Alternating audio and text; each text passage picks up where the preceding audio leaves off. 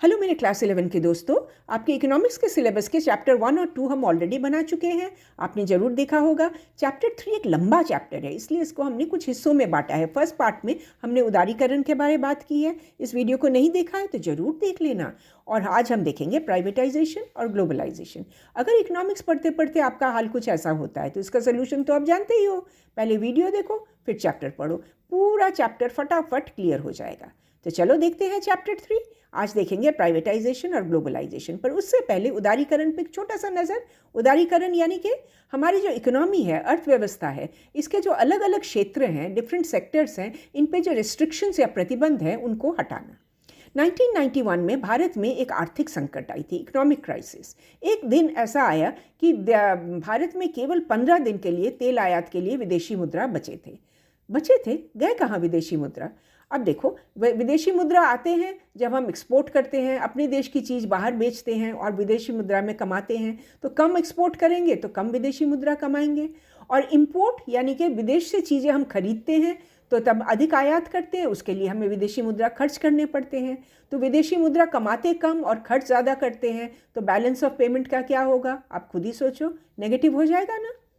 तो तब भारत सरकार ने वर्ल्ड बैंक और IMF से मदद मांगी और इन्होंने 3 शर्त रखे। हाँ, आप 3 शर्तों को जानते ही हो।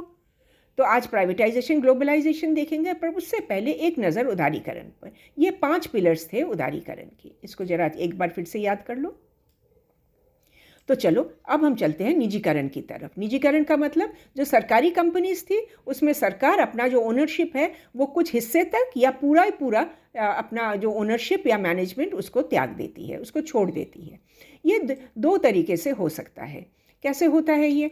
एक है विनिवेश, यानी कि कुछ हिस्सा सरकार छोड़ती है, और एक है संपूर्ण बिक्री की, पूरा हिस्सा ही छोड़ देती है, कोई और खरीद लेता है। विनिवेश को देख लेते हैं। जब सरकार सार्वजनिक कंपनी या पब्लिक सेक्टर कंपनी का ओनरशिप में से कुछ हिस्सा जनसाधारण को बिक्री करती है। जनसाधारण आप भी हो सकते हो, मैं भी हो सकती हूँ, निजी कंपनियां भी हो सकती हैं, विदेशी कंपनीज भी हो सकती हैं। इसी साल 2022 में आपने सुना होगा कि पेपर्स में खूब आया था, न्यूज़ में खूब आया था कि LIC जो हमारी कंपनी है, लाइफ इंश्योरेंस का कॉरपोरेशन, सरकार ने उसका 25% प्राइवेट सेक्टर को बिक्री कर दिया है। ऐसे ही कुछ और कंपनीज हैं जिसके कुछ हिस्से सरकार ने बिक्री किया है। और इसका उद्देश्य क्या है कि जो फाइनेंशियल डिसिप्लिन है, वित्तीय अनुशासन है, इसको बढ़ाना, आधुनिकीकरण करना, और जो फॉरेन डायरेक्ट इन्वेस्टमेंट, विदेश से जो इन्वेस्टमेंट आती है, इसको बढ़ाना। तो क्या ये सारी चीज़ें हमारी अपनी देश की कंपनी नहीं कर सकती थी? बिल्कुल कर सकती थी। इसलिए सरकार ने कुछ सार्वजनिक कंपनियों को स्वायत्तता या ऑटोनॉमी दे दिया है कि आप खुद ये सारी चीज़ें करो, और उनको एनकरेज करने के लिए महारत्न, नवरत्न और लघु रत्न का दर्जा दिया है। ये से कुछ कंपनीज को आप देखो, ये सारे कंपनीज हैं इन सेक्टर्स में। तो प्राइवेटाइजेशन का हमने क्या देखा? प्राइवेटाइजेशन मतलब सरकार द्वारा सार्वजनिक उपक्रम यानी कि गवर्नमेंट कंपनीज का स्वामित्व, ओनरशिप और मैनेजमेंट का आंशिक या संपूर्ण त्याग, छोड़ देना। अब हम चलते हैं वैश्वीकरण की तरफ। वैश्वीकरण का मतलब है पूरे विश्व की जो अर्थव्यवस्था है उसके साथ हमारे देश की अर्थव्यवस्था को मिला देना, इंटीग्रेट करना। और इसका उद्देश्य है कि विश्व को परस्पर निर्भर और एकीकृत करना। इसका एग्जाम्पल देखो आप। आज आप जानते हो कि 2022 में रशिया और यूक्रेन में युद्ध चल रहा है, पर यह जानते हो क्या यूक्रेन का गेहूं पैदावार पूरे विश्व में बिकता है? कितने ही देश यूक्रेन के गेहूं पर डिपेंडेंट है, और युद्ध के कारण से ये गेहूं वितरण में बड़ी रुकावट आई है। तो विदेश के कितने देश हैं जिसमें वीट का संकट, गेहूं का संकट आ गया है। इसलिए आया है ना, क्योंकि वैश्वीकरण का मतलब है बाह्य प्रापण। जो चीज़ें हमारी देश में कम बन रही है या ज़्यादा खर्चे में बन रही है, इसको ऐसे देश से क्यों ना खरीद लो जहाँ बहुत ज़्यादा भी बनती है और कम प्राइस में बनती है, कम कीमत में बनती है। तो सरकार या कंपनी बाहरी स्रोत से ये वस्तु प्राप्त करने की कोशिश करते हैं। फॉर एग्जाम्पल एक और है, जैसे ध्वनि आधारित व्यवसायिक प्रक्रिया। इसका मतलब क्या है? इसका मतलब है कॉल सेंटर। अब समझ गए ना? कॉल सेंटर कितनी चीज़ों की होती है? बैंकिंग की, कानूनी, अकाउंट्स, भ्रमण, परिवहन, एट्सेट्रा एट्सेट्रा। और क्यों होती है? क्योंकि ऐसी सेवाएं जो कम लागत में उचित रूप से दूसरे देश में उपलब्ध हैं, वहाँ से लोग लेना चाहेंगे। तो भारत एक ऐसा सेंटर बन गया है। पूरे विश्व के लोग भारत से कॉल सेंटर से सर्विसेज ले रहे हैं। कुछ और एरियाज़ हैं जैसे संगीत रिकॉर्डिंग, किताबें छापना, फिल्म्स एडिटिंग करना, चिकित्सा संबंधी परामर्श, एडुकेशन, इन सब चीज़ों में। पहले तो बहुत बड़ी मल्टीनेशनल कंपनीज ही इन चीज़ों को लेती थी, पर अब छोटे बड़े भारतीय कंपनी भी इनको उपलब्ध करते हैं। और कारण जैसे मैंने आपको बताया, भारत में ऐसी सेवाएं कम लागत और उचित रूप से उपलब्ध है, तो क्यों न लेंगी विश्व भर के देश इसको।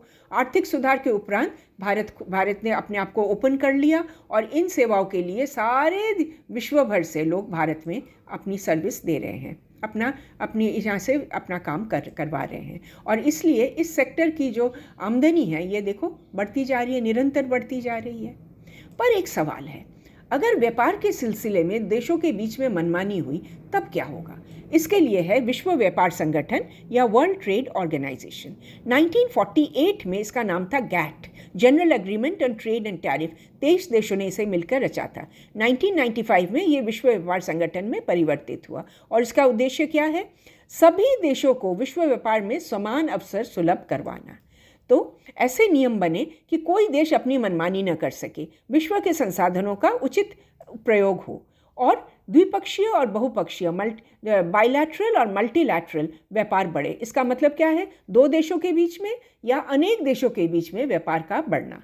और आयात और निर्यात, आयात इंपोर्ट और निर्यात एक्सपोर्ट, इस पर जो ड्यूटीज़ हैं, जो डायरेक्ट ड्यूटीज़ हैं और जो इनडायरेक्ट ड्यूटीज़ हैं, इन सबको कोटा वगैरह इन सबको हटा देना। कोटा हटाने से क्या होगा कि हम बहुत ज़्यादा से ज़्यादा मंगवा सकते हैं या बेच सकते हैं। तो ये तो था हमारा वैश्वीकरण। इसको एक बार फिर से देख लो। ये तो था हमारा पार्ट 2 और पार्ट 3 में हम देखेंगे इन तीनों सेक्टर्स को एक साथ करके एक समीक्षा। उसके लिए हमारा अगला वीडियो के लिए इंतज़ार करो। तो जैसे मैंने आपको हमेशा बताया है, क्लास में फर्स्ट आने का उपाय, सारे वीडियो को देख लो, एग्जाम्पल्स को याद रखना और एग्जाम्पल के साथ आंसर लिखना, पक्का बहुत अच्छे नंबर आपको मिलेंगे। Thanks for watching. कैसे कोशिश।